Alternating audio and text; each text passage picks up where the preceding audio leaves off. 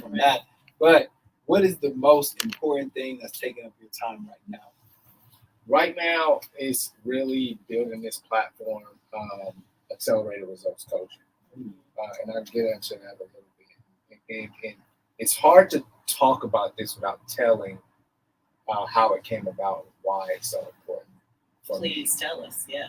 But just a little background. So accelerated results coaching really is the psychology around athletics, helping athletes understand some of those internal barriers, doing some of that internal lifting when it comes to athletics, right? Because we talk about sports, and you hear a coach. If you played sports, you have heard a coach say that sports is 90% mental, 10% physical. Yeah. Right? Yeah, absolutely. Yet we train Only 90% physical and 99% little at all physical. at mental. Right? Yeah.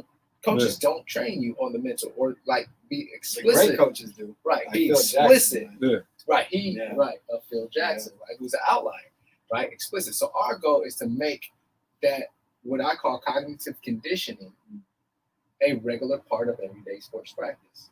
Where you have that time to let's check in internally. How you feeling today? How are you showing up today?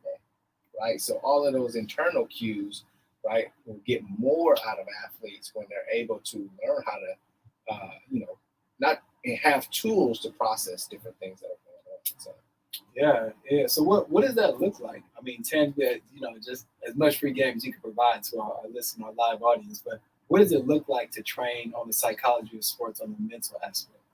right. So things like, so you think about an athlete who is, having a high anxiety.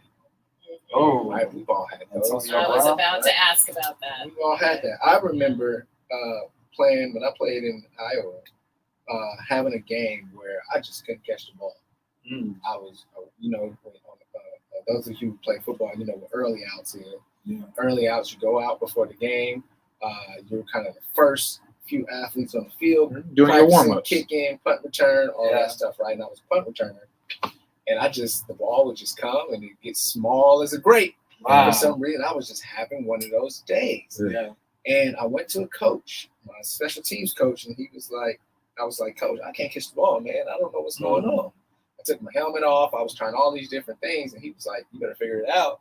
Yeah. Yeah. Pretty much. If you want the scholarship, you're going to figure it out. Figure it out. And I was like, that was not helpful at all. But he had known to tell me, right, take 6 deep breaths, right? Calm your nervous system.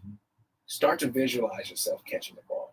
Think about all the practices you went through. Think about how many times you've thrown that ball up to yourself and caught it, and just do that, right? That's a very different conversation than figure it out. But that's like a mindfulness technique. Right. It's Absolutely. definitely like, Mindfulness, right. because you don't really think, because that's my specialty, right? I'm a yoga teacher and do mindfulness coaching. You don't think about mindfulness in sports. Like, who really thinks about that? I know very little about sports. I played basketball, but was horrible every single year.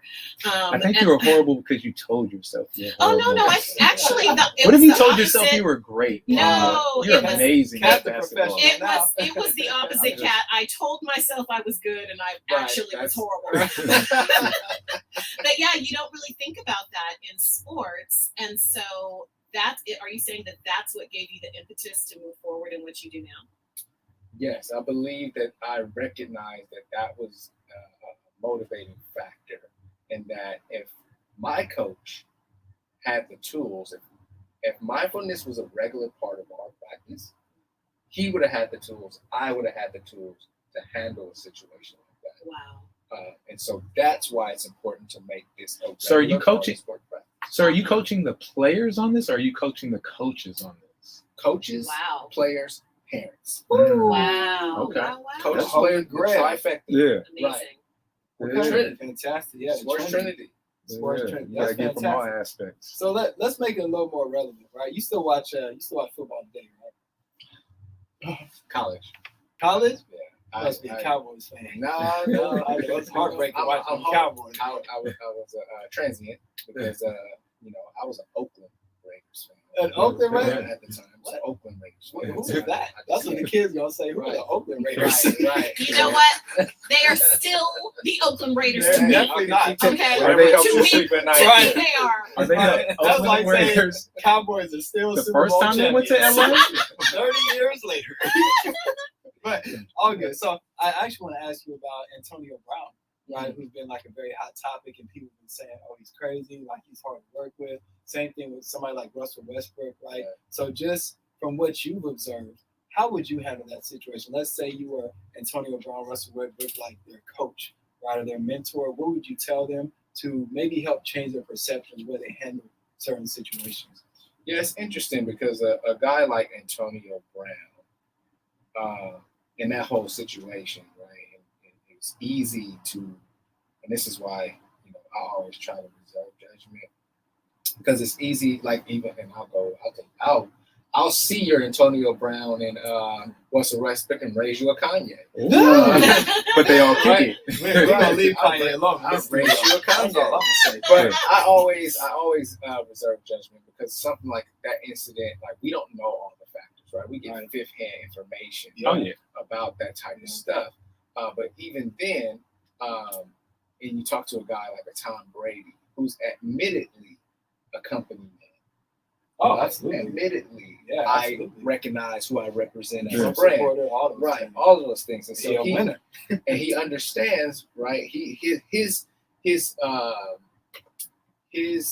identity as a person says, I represent this brand, so I'm not going to do anything to advance this brand. Exactly. Antonio Brown says, I represent me, Right. and Yeah. I know this brand doesn't care about me, so I'm going to do what's best for me at any given point. Yeah. Reckless sometimes. Right, and we consider it recklessly, right? We always That's consider the outliers reckless, right? And that's why they're outliers, right? Sure. And so, from my understanding, is that he had an ankle situation, and they Yeah. were trying to, Yeah. compromise his health. Yeah. Yeah. Put him back in the game when he wasn't ready to go Right, back in. right. He was like, And no, I'm and standing on my own 2 feet. absolutely not- right. So I'm absolutely. So the narrative has to be, of course, he's crazy Yeah. because he doesn't stay in line. Uh-huh. He Oh, doesn't yeah. stay in line. That's So fair. of course he's crazy. That's fair.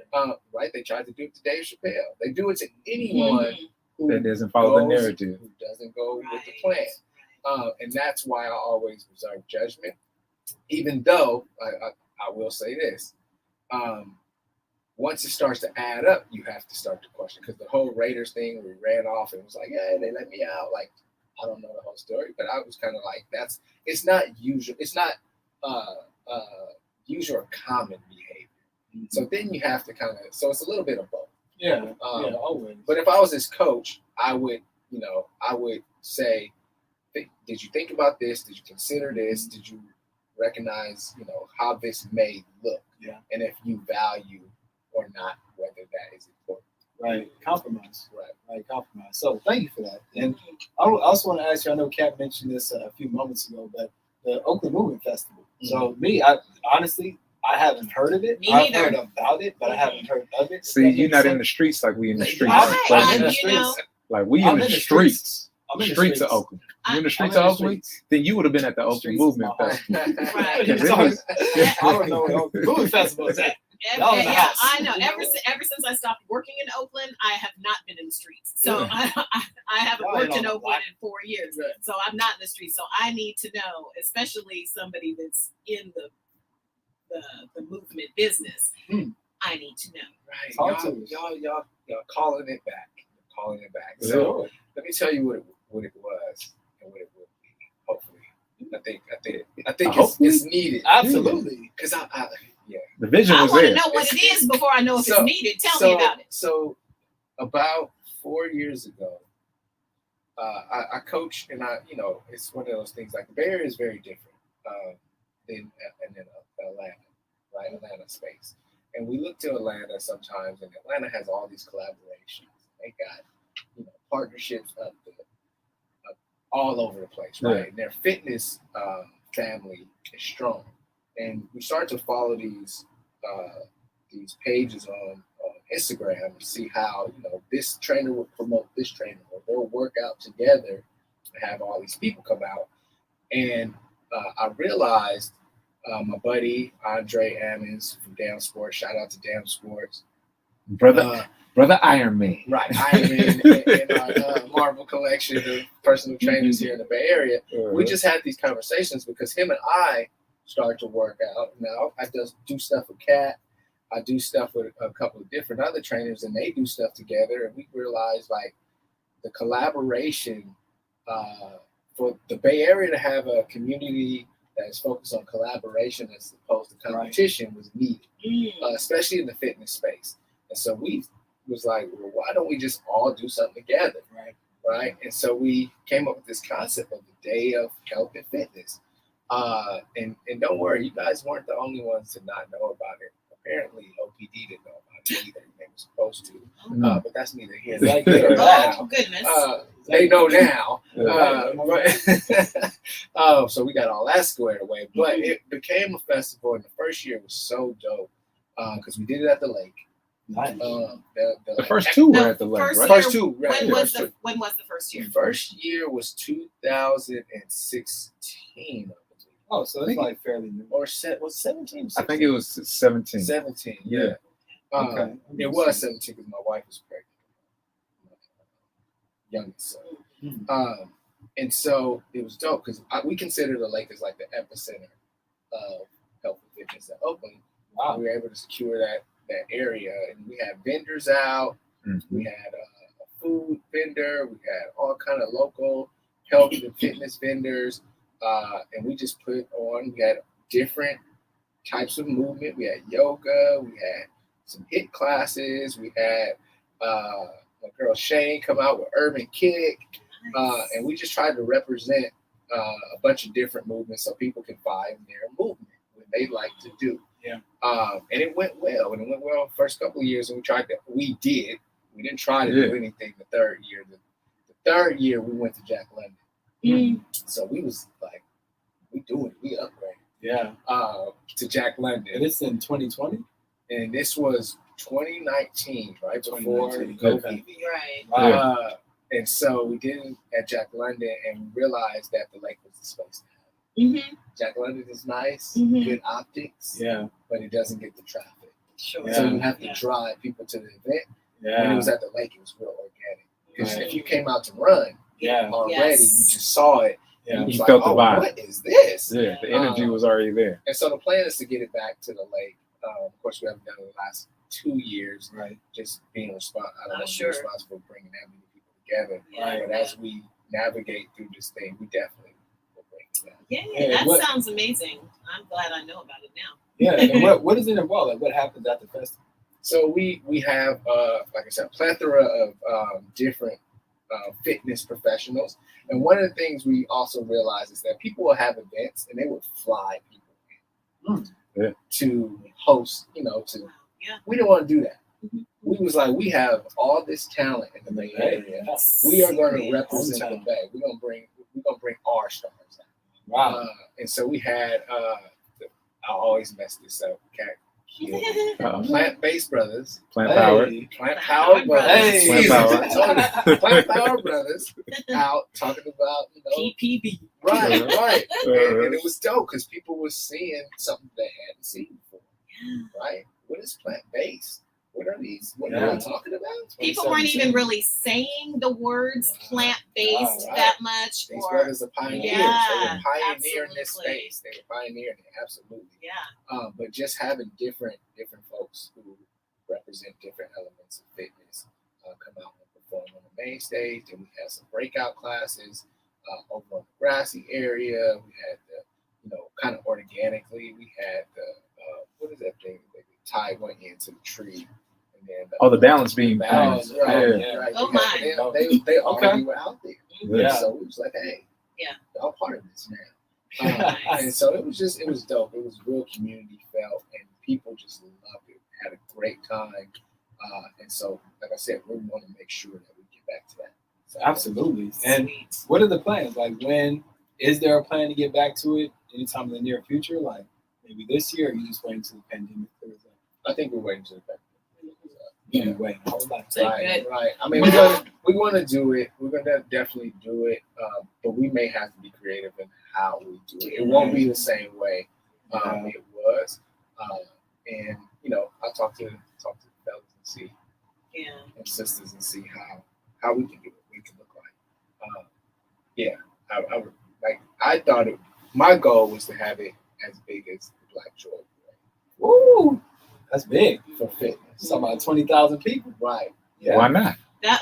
Dream big or go home. Yeah, you know what I'm saying? Like, and so we just wanted to see. So those were the testers to see if it was, received, and people loved it. And so, just building out the capacity to be able to do something like Black Joy. Black Joy was I love that. The moment, man. Actually, I performed on stage. Were you there? Nuts. Yeah. You were there the first year? Yeah. I like the celebration. Shout out. Well, there's always been really big, beautiful events here in the Bay Area, San Francisco, all the way over here.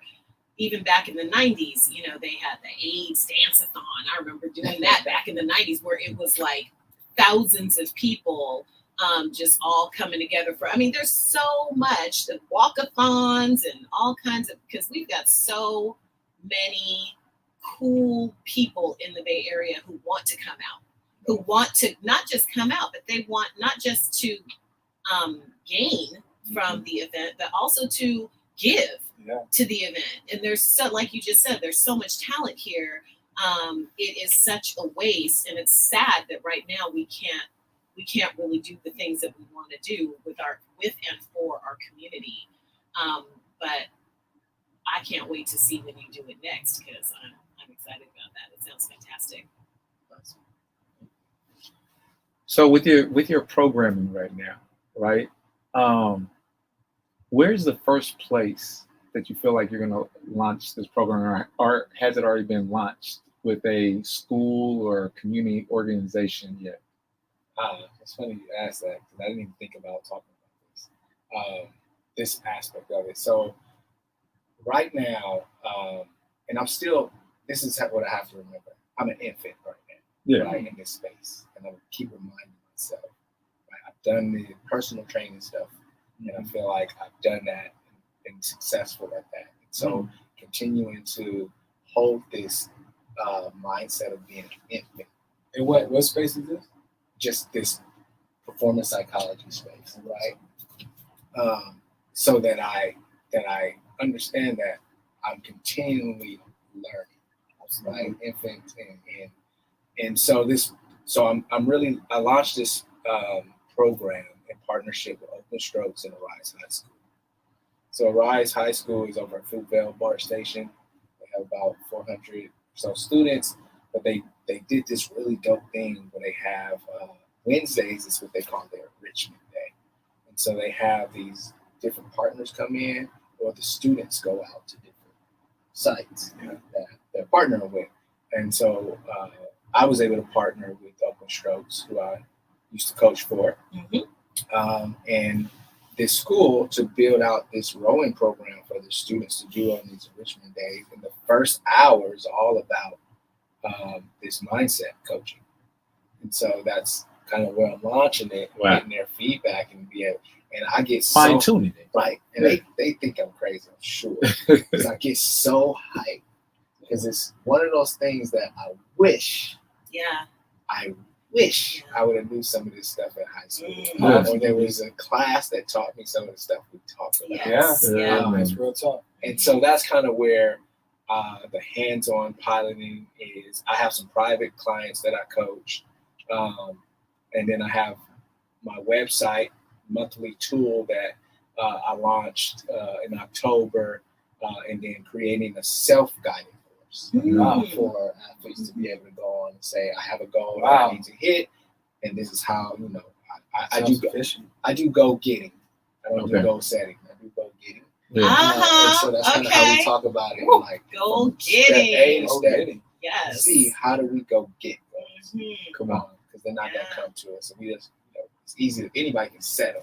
We want to go get them. Absolutely. Absolutely. Yes. And let me ask you this. So I don't know if you heard Frank, but the main mission of our show, the Anything Can Happen show, is to motivate and inspire and also educate, right? People of color, like entrepreneurs, dreamers, people who have a vision and want to get their life to the next level, right? So my question to you, mentioned that you're an infant in this new space. What is, up to this point in your journey, what's the biggest lesson you've learned? And I have another part to the question. You want me to wait? You want to answer that one first? No, give me a second. Okay, so the second part is, what do you feel like you need to learn next in order to get to the next level of your journey? So what was the first part again? So the biggest lesson you've learned up to this point. Biggest lesson I've learned up to this point is throw it all away. Throw it all away, and this is what I mean by that. That we've been taught so many things that one of the things my coach says is we are not our behaviors. And we've been taught so many things about what to do, what to believe, this, that, and the other, right? And not all from a facetious standpoint, just things that people didn't know any better, right? Yeah. So the ability and to know that I have the permission to throw it all away. Anything that is not. I want to let you marinate on that one. We about to go to the bottom of the ocean. Like this. Hey, we getting deep. Yeah. You're listening to KGPC 96.9 FM Oakland and streaming online at www.kgpc969.org. And this is the Anything Can Happen show with Kenya Asa, Kwesi Dreams, and your brother Cat Fitness. Hey. We're going to take a quick music break for y'all.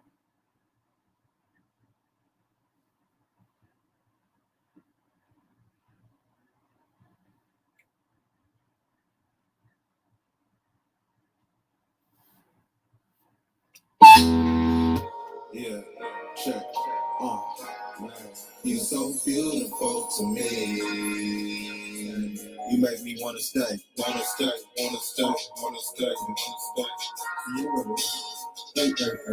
If you don't love me, love everything I come with. I did something in my past that I'll never stuck with, but it made me a man, and it gave me a plan. I still believe in miracles, but go hard as I can. Hot water and lemon, on my way to a play. Last natural VA, I'm in that low 58. I was down to my last, I went and found me a way. Have you ever had a dream so big it felt crazy? I've been all by myself, trying to better myself.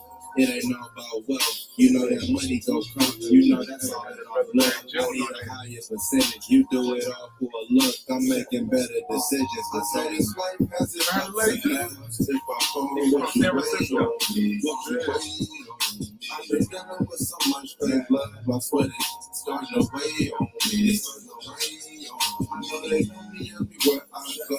That's why I gotta keep that thing on me. Keep that thing on me. I know this life has its ups and downs. If I fall, what you wait on me? What you wait on me? Yeah. What you wait on me? Or what you walk away. You're so beautiful to me. You make me wanna stay. If you gon' keep it real, show it to me, baby, I need it. Don't be tripping off them girls, you the one that I need. Look, I know you've been working a lot, so don't trip, I'ma book this flight. Back shots, I'ma kill it tonight. Ace and spades, and I kept it on night. You the baddest thing I've seen in my life, but look, I don't need a wife. I need a girl that's gon' hold it down, answer the phone when I go out of town. I know this life has its ups and downs. If I fall, would you wait on me? Would you wait on me? I've been dealing with so much fake love, I swear it's starting to weigh on me. I know they know me everywhere I go. That's why I gotta keep that thing on me. Keep that thing on me. I know this life has its ups and downs. If I fall, would you wait on me? Would you wait on me? Would you wait on me? Or would you walk away? You're so beautiful to me. You make me wanna stay.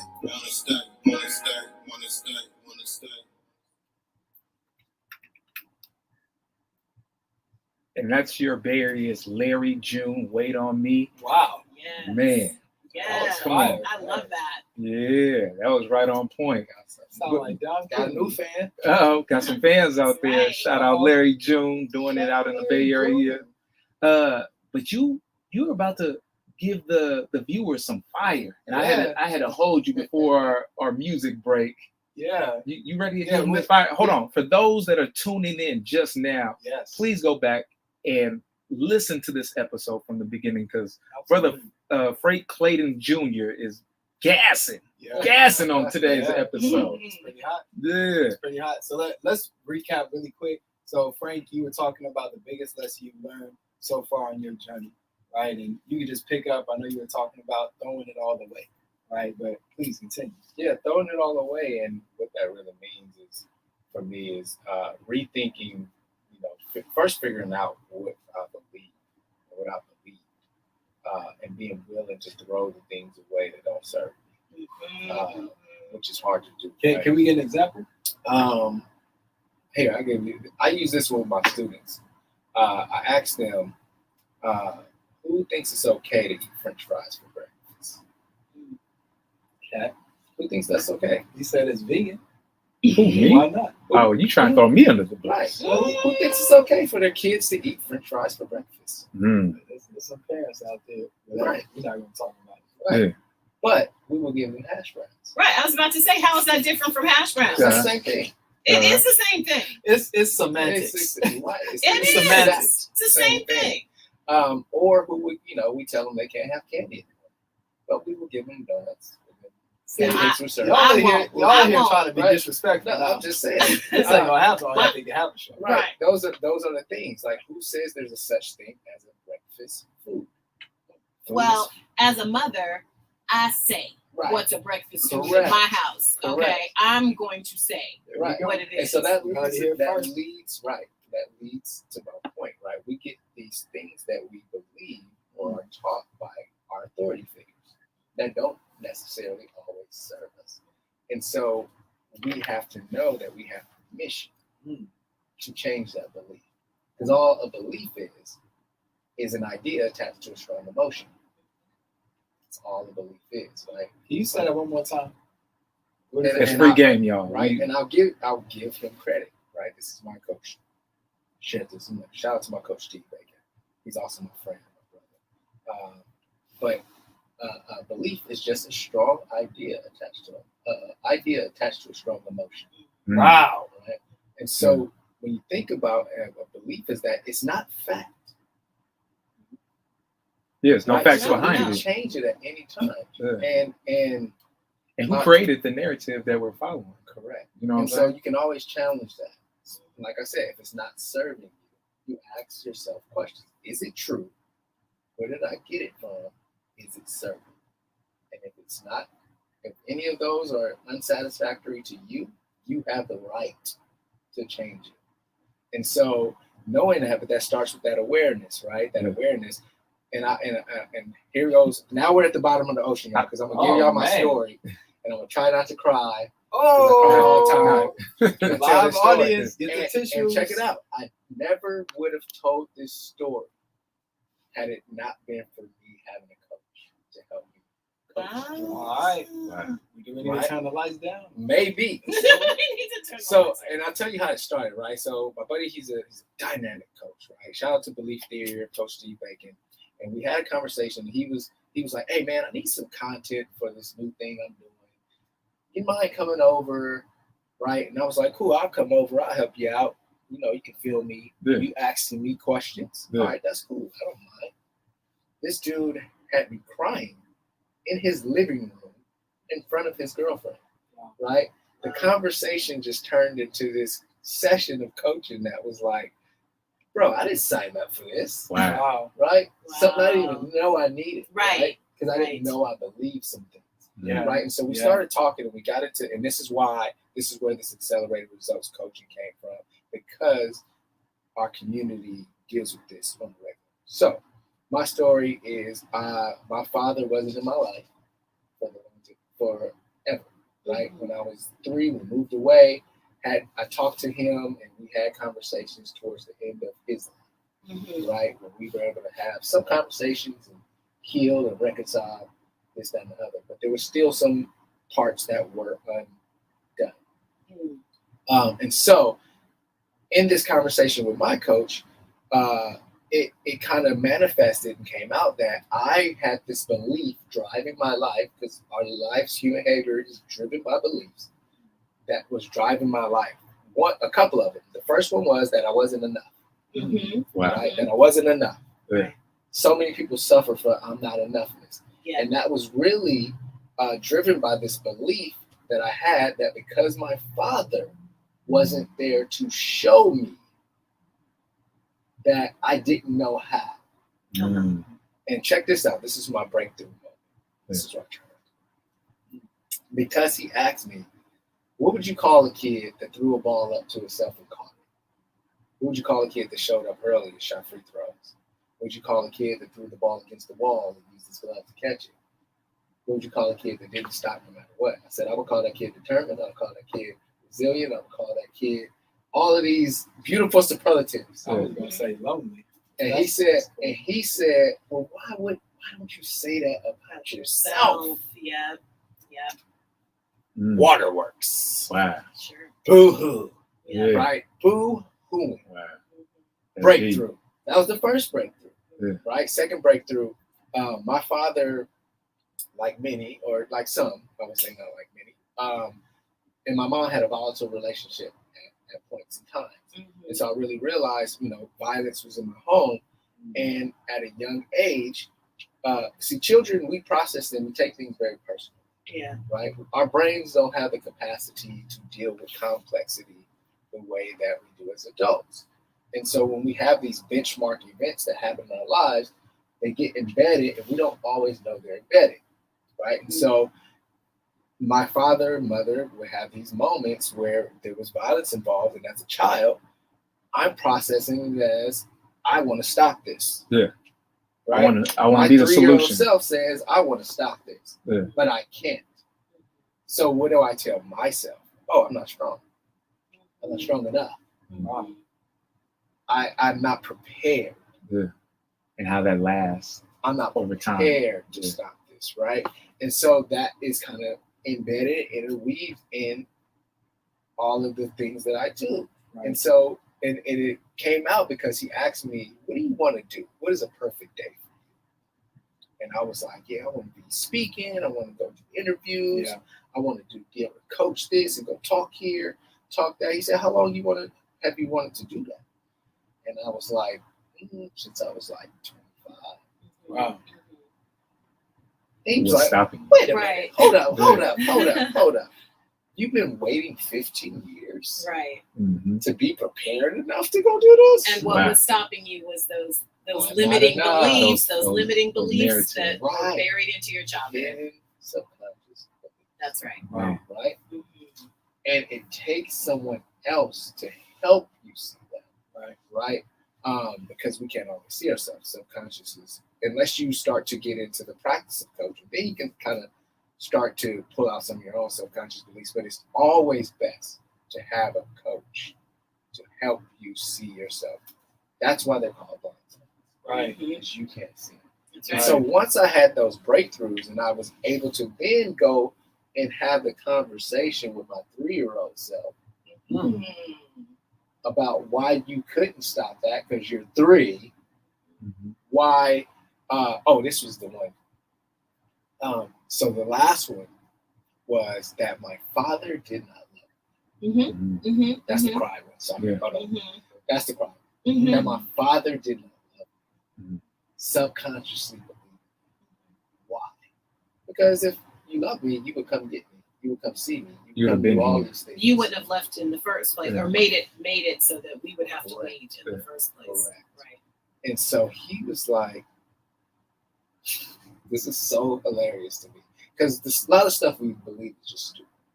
I'll just say it's just Sure. stupid. Sure. To our adult self. To our child self is very real. That's right. He said, have you ever been mad at your wife?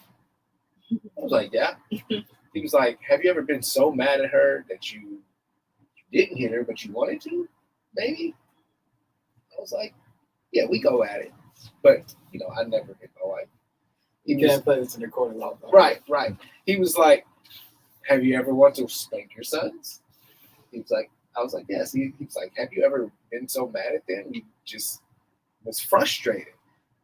And I was like, yes. He was like, at what point did you stop loving them? Waterworks. Mm-hmm. He was like, there was no point that your dad ever stopped loving you. That was a lie. That's a narrative You you told created. yourself. Yeah, you created that narrative. Because children are so, I've spent my entire career working with children and children in trauma, and children are so simple. Right. They're so simple. They believe black and white. Black and white. If you are here, then that is because you love me. Right. If you are not here, then Right. that is because you do not love me. And they don't know, like you were just saying, it's so complex. Adult relationships are so complex, and parenting is so complex. Right. So we don't know a lot of these really critical things until we've been through so much emotional upheaval, and we don't get it until like you said, somebody helped you turn that light bulb on. You might not have had that light on until a later date, if at all. Some people go through their whole lives without having that light bulb moment. And then you were able to reach into those emotions and experience those emotions that you probably held back from, because once those waterworks start, it is hard to stop them. So, Yeah. But it's so liberating and so freeing. And we build up these walls, these personalities, all of these faces and things, like, to not go there. But it's much easier once you're on the other side. Yes. And it's like, I literally felt like I came to his house one person, left a completely different person. Yeah. You shed that old self. Yeah. All of this, That like, old narrative. and like I said, I never talked about it, which is why I told you it's important to put the junior on. Yeah. Right? Oh. So oh, I wow. never talked about my father. And the person that helped me realize that, or realize there was something there, she didn't know what it was my wife. Sure. Yeah. My wife. Shout out, wife. My Yeah. wife, because she would challenge me on things and I'd be quick. Oh yeah, I'm good. Right? Oh yes. Don't touch that spot. That's Right? right. She'll ask me questions. Oh yeah, I'm fine on that. I'm fine on that. Yeah. Why are you answering so fast? Right? She That's knew so without common. knowing. That's so common when people have trauma, when people are suffering from PTSD and don't know it. That's the response very often is, no, I'm good. I'm fine. Right. But if you don't want to get too much deeper than that, because you don't want to. Sometimes you don't really want to know. It's a what's rabbit hole. there. You Yes, know what I'm saying? you It can opens. go down the Absolutely. rabbit hole, and Yeah. that's an emotional rabbit hole. And also too, if you start down that emotional rabbit hole, you don't know how far it's gonna go, and so you're scared to even Right. start down it. That's the importance of a coach. And the Right, coach 'cause- holds that space for Holds you. that. Yes. So this is Yeah. one of the things he Yes. told me. He said, "Hey, Yes, we're gonna go here, Mhm. but I'm not gonna leave you. Beautiful. I'm not gonna leave you," Beautiful. because he knew where we were going, and that's the part that we build layers on top of, because it's a protective mechanism. When you go to jails and you go to prisons or you deal with inmates, the hardest ones are the most hurt. Of course. Yeah. The most Sure. hurt ones. They have the most emotional scarring. Yeah. But when you help them see and heal that emotional scar, they become your best friends, right? And so I say all that to say is that's really why accelerated results coaching was important, and that's why I look forward to, specifically for our community, because I feel like we have so many instances where the father is not in the home, and so having those tools or that understanding or valuing what we call coaching, because it takes the stigma off of therapy, right? Having different tools or different ways to show up for young people who don't know how to process these emotions, these feelings, these experiences is important. And I'm out to set out and change a generation to say, this is how you do this. Because when you know who you are and you have awareness around your things, you show up differently.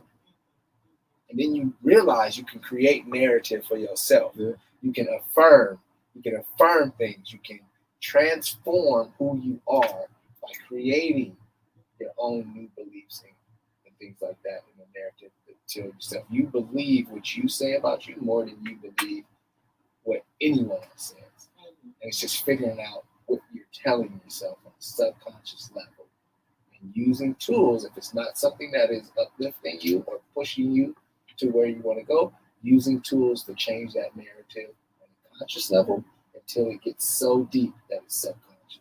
Absolutely. Well, what I want to ask you too, since you were just saying about, having so many people in our community, we have this conversation. We talk about this so often. We talk about this on so many shows about the kids, so many kids in our community not having a father in the home, right? And so what is the role then of the mother or the caregiver, or, as a social worker, for me, it's very often the grandmother. What is the role for that person that does have the child? You know what? It's the role that, and let me just say this, let me preface this as saying, I don't believe you are ever fully there. It's the journey. So you're willing to go on the journey, right? The gurus will tell you they're always looking to grow and expand. We are ever expanding. So there's no point where I'm just like there. And part of it is realizing, right, that you're not broken, that you weren't broken in the first place. Yeah. That's a realization in itself. Right. As far as the role of the person in position or there in support of any child, whether the father's there and the mother's there, not there, whatever, is to work on themselves. It's to show up for themselves. The more they show up for themselves, they're able to. The more we work on ourselves, the easier it is for us to show up for others. And it's the whole can't pour from an empty cup concept. Absolutely. And do you feel like because your foundation fitness was part of that foundation, it allowed you to explore that? Because I tell everybody I use fitness as a form of therapy for myself. You know what I'm saying? And utilizing that as a form of therapy has opened me up to so many other things. And it sounds like you found an additional something to complement the physical aspect with the mental. You know how to infuse both of them, and for it to allow these young athletes and just families in general how to talk about things that probably they wouldn't normally talk about it within their household. Yeah. So there's a couple of ways you could look at that. And the first way is, yes, use your fitness to, you can boost your mood. You can use that as times to spend together. But you want to be careful that you're not using fitness to mask it, right? Okay, like what? Tell us a little bit more about that. Your physical appearance, you diving into the gym to cover up your insecurities, like that can be a thing as well. But you can use fitness to kind of challenge yourself, right? Yeah. To get that internal fortitude, right? When stuff is hard, you're not running away from it. Exactly. Like that type of stuff. You can use fitness to challenge, like I said, challenge your getting uncomfortable. Right. Right there it is, like getting uncomfortable, because dealing with some of that internal stuff is uncomfortable. We run to comfort, right? And so fitness can be a way that you get used to being uncomfortable, putting yourself in an uncomfortable space. It's just, knowing why you're doing it and using it for what it is worth. But the coaching, get coaching in fitness, you get coaching in, this mental space, all of it goes hand in hand for sure. Yeah, that's fantastic, man. I actually, in these last few minutes of the show, I want to circle back to the second part of that question, because you did amazing talking about your biggest lesson, how throwing it all away into that beautiful story, right? And my next question for you is, what is the next lesson you feel like you need to learn, right? If you're at a point in your journey where you're like, okay, this is the next block I need to get past, what is that block? And what do you think you're looking for? Really, it's actually two things. It's playing well with others, right? Collaboration, leveraging that collaboration, right? So we can go much faster than others. And two, and it's just shutting up. Opening your ears. Listening. And not just listening, but observing everything that's going on. Observing the things that being present. being present. Mhm. So that's why I started, and I showed Kat and Monk, and they was on me the other day. Mhm. I have a T-shirt that says "Mindset on Awareness."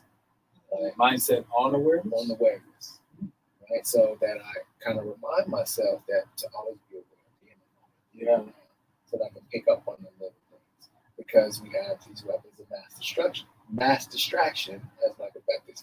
Oh, shout out telephone. Michael Beckwith. Right, weapons of mass distraction Mhm. in our pockets at all times, vying for our attention. And shout out to the Hope family at 510 Media, right? Who teaches time, attention, money, right? As our greatest assets. And so just being aware and just really just being quiet and collaborating with others. Yeah. Yeah. That's outstanding. The level of self-awareness to be able to answer that question is that's phenomenal.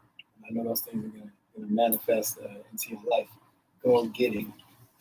Go get it. So where can people find you if they want to learn more about your program, just get in contact with you, your social media outlets, websites, give them the whole nine. So you can go to Arc for the Win on Instagram, Arc, A-R-C for the Win on Instagram. If you're interested in, any of the coaching, the mindset coaching, if you have a young athlete out there, and I typically coach middle school to collegiate athletes, you can go to my Kajabi /Art Club, mykajabi.com /Art Club, ARCCLUB. If you just want to follow me on a personal level, love my kids, things like that, you can go to at Frank Clayton Jr. on Instagram as well. Outstanding. So you just listened to another legendary episode, classic episode of the Anything Can Happen show with our special guest, Frank Clayton, Cat Fitness, Quessy Dreams, and Kenya Asa. Tune in every single Thursday on IG Live. That's at ach.show every single Thursday at noon to catch us live. And also listen to us on KGPC 96.9. We will catch you next week. Tell your friends about it. Yeah, don't forget to like, subscribe, comment, and share, y'all, as well. We'll see you on the next episode. Peace out. Peace.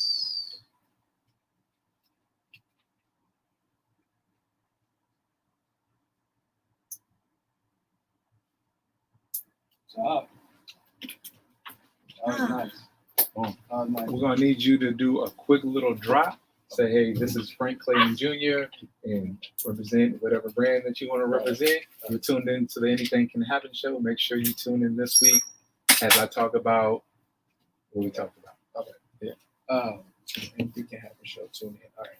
You want to write down something? Yeah. Hey, everybody. Peace, y'all. See you next week.